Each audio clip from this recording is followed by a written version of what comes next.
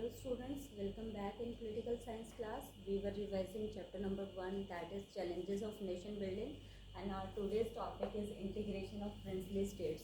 As I told you in the previous class, princely states means the states who are under the prince rule. Indian princes or king or monarchs, they were ruling those states. And during Britishers there were two kind of states. One is British state, which were under direct rule of Britishers, and second were the princely states who were under prince rule. So there were around 565 princely states at that time, and after partition, two nations came into existence. One is India and another is Pakistan. If this integration of princely state was not happened, there can be almost 565 fragmentation of Indian territory, and that was a very horrible situation. So now let us see what were the policies or approach of government of India regarding this integration of princely state. So this government approach was based on mainly three considerations. Let us have a look. The first consideration was that people of these princely states, they wanted to be part of India. It means the people or public that was not happy with the prince rule, they wanted to join Indian territory, and that was a good sign for Indian rulers or Indian authority.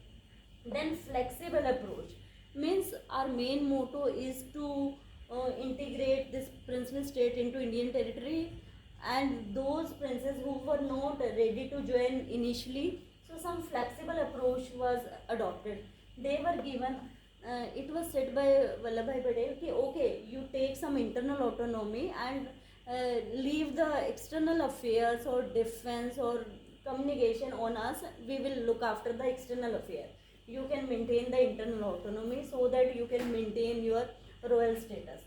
Next is a focus on the context of demarcation of land. Our foremost priority is to acquire the land of princely state and to merge them or to integrate them in the Indian territory, because we were having the experience of partition. If there is any further decision of this princely state to remain independent or to join any other nation like Pakistan, so that can be a very difficult or dangerous situation to the unity of India. So Sardar Vallabhbhai Patel, he played an important role in the integration of the entire princely state.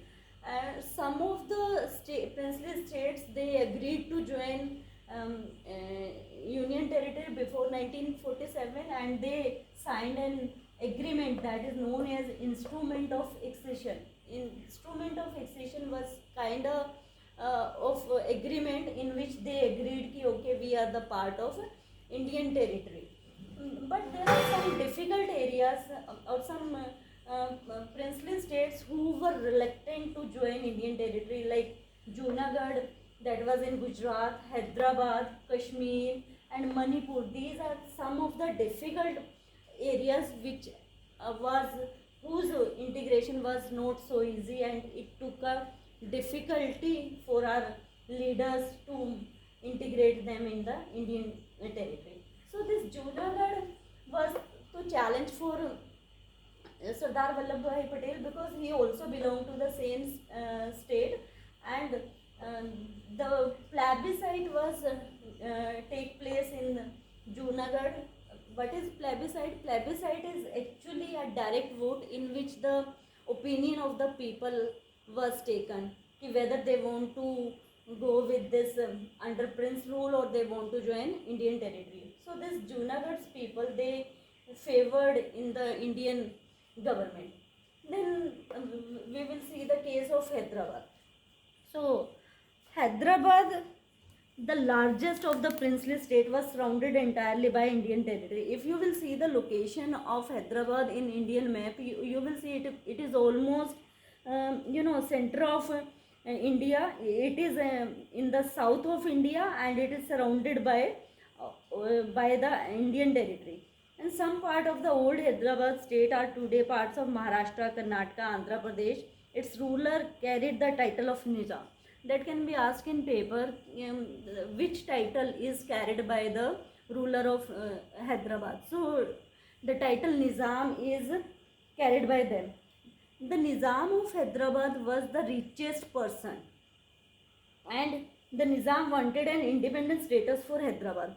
The problem with Hyderabad is that the Nizam, who is the richest person, he want to be independent, and that cannot be a good sign for India.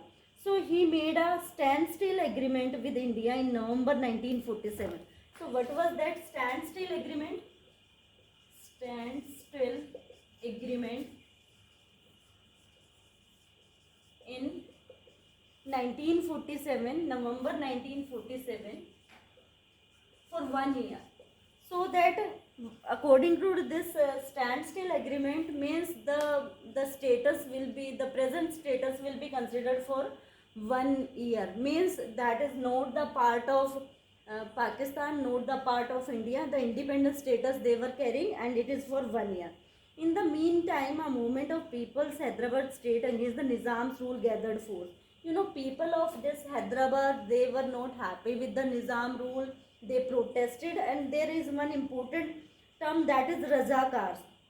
Razakars played an important role, so that the people of this Hyderabad, they protested and they decided to join Indian territory. The communists and the Hyderabad Congress were in the forefront of the movement. The Nizam responded by unleashing a paramilitary force known as Razakar on the people. The atrocity and communal nature of Razakar knew no bounds, and they murdered, they maimed, raped, and looted, targeting particularly the non-Muslim people. You know, that was the main problem with the non-Muslim public of Hyderabad, because this Muslim rulers, they were dominating, or they were discriminated on the basis of religion, and they want to, this non-Muslim people, they want to join the Indian territory. In September 1948, Indian army moved into to control the Nizam's forces. After a few days of intermittent fighting, the Nizam surrendered, and this led to Hyderabad accession of India. So you can see the accession of Hyderabad was not easy, but somehow Indian government, with the support of local people, made this merger in India. Second was the Manipur. So there was a Maharaja of Manipur, that is Bodh Chandra Singh, signed the instrument of accession with the Indian government on the assurance that the internal autonomy of Manipur would be maintained. So this Maharaja, he signed the instrument of accession without taking or without consulting the parliament of Manipur, and that's why the people of Manipur, they protested. They were not ready to accept the decision of their Maharaja. And now also you can see that this northeastern state, this Manipur including, they are creating problem in the that area. So this merger agreement in September 1949, that was signed by Maharaja without consulting the popularly elected legislative assembly of Manipur. This caused a lot of anger and resentment in Manipur. The that anger of which are still being felt, because the people thought, they believe that their consideration or their will was not taken into consideration. So in that way we can see how difficult it looks. Easy nowadays, this integration, but it was very difficult process. This Kashmir topic, that is another chapter, and we will discuss it in the, as you can see, in the present day also, this Kashmir issue is a very big issue. It is not resolved yet. We are having tension at border, and still both the nations, they have conflict on this Kashmir issue, and most probably in the coming years that issue will be resolved, and we will have a happy neighborhood with our neighbors.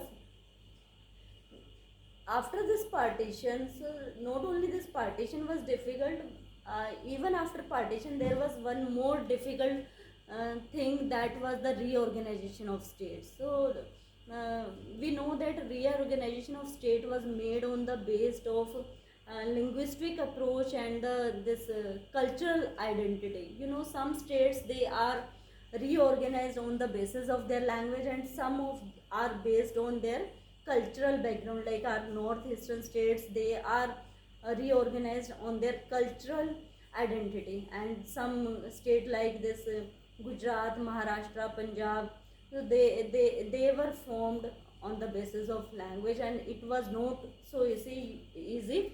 You will read in your book, there was a Vishal Andhra movement in which the people of Andhra, they protested that they should have a separate state of Andhra based on Telugu language. Many protests were made, and there was a leader, that is Poti Shri Ram Mallu. He was a Congress leader and a veteran. Gandhi went on the indefinite fast, and after 56 days he it led to his death. And all over that area the protest and movements have started, and finally the prime minister had to announce the separate Andhra state in December 1952. So now you can see this integration and reorganization of state. It was a big challenge for our Indian leaders, but finally they made it, and they proved it that we are capable to handle our internal and external affair as well. So this is all about the chapter. Keep reading the chapter and note down your doubts. See you again in the next lecture. Till then, bye bye.